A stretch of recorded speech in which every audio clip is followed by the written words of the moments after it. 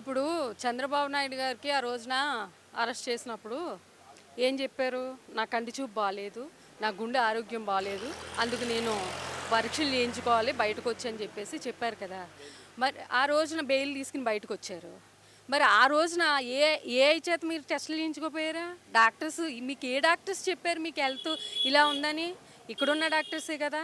అంటే మీకు మెడికల్ కాలేజీల మీద మీకు కసి ఉండొచ్చు, అలాగే విలేజ్ క్లినిక్ల మీద మీకు కసి ఉండొచ్చు, కానీ డాక్టర్ వృత్తి ఎంతో కష్టమైన డాక్టర్ వృత్తి చదివి ఈ రోజునాళ్ళు కొన్ని లక్షల ప్రాణాలను కాపాడుతున్న డాక్టర్స్ మీద మీరు మరి ఒక ముఖ్యమంత్రి స్థానంలో ఉండి ఏఐల ద్వారా రేపు రొద్దుట మేము ట్రీట్మెంట్ ఇప్పిస్తాం అని చెప్పేసి అంత టెక్నాలజీని తీసుకొస్తానంటున్నారు.